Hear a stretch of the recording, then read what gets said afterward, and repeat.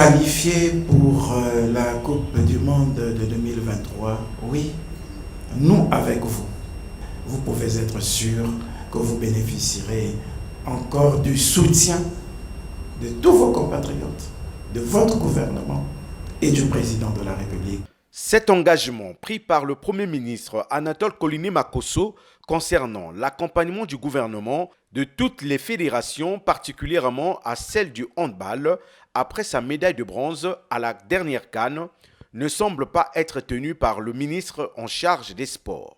Après 5 jours de préparation à domicile pour ce deuxième stage qui était initialement prévu à l'étranger, ces Diables Rouges Dames sont contraintes de s'entraîner à Brazzaville avec un silence radio de la part du gouvernement.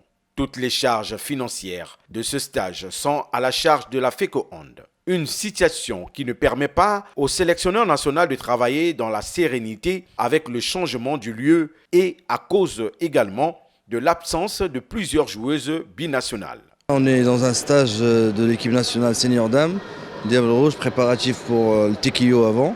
Et après, il y a le championnat du monde, sachant très bien que l'échéance arrivée, c'est le Tequillo du 11 au 14. Ça veut dire qu'on ne va pas se voir d'ici là-bas, il n'y a pas de date IHF. Même ce stage-là, ce n'est pas une date IHF. On remercie la fédération pour les efforts. Malheureusement, on n'a pas toutes les joueuses parce que les clubs professionnels ils n'ont pas pu les libérer. Mais on se contente de voir les nouvelles joueuses s'ils peuvent intégrer l'équipe nationale ou pas. Le sélectionneur national reste tout de même optimiste pour une place en finale lors de la prochaine CAN si son équipe peut bénéficier d'un accompagnement conséquent de la part du gouvernement. Notre objectif il est clair, nous on ne vend pas les rêves aux Congolais. Depuis notre arrivée, on dit ce qu'on peut faire. À Yaoundé, on a dit on va chercher une place pour la Coupe du Monde. Après 14 ans d'absence, on l'a fait. Au Sénégal, on a dit on va chercher une médaille, on l'a fait. Maintenant, notre objectif il est clair, c'est la prochaine CAN, jouer la finale.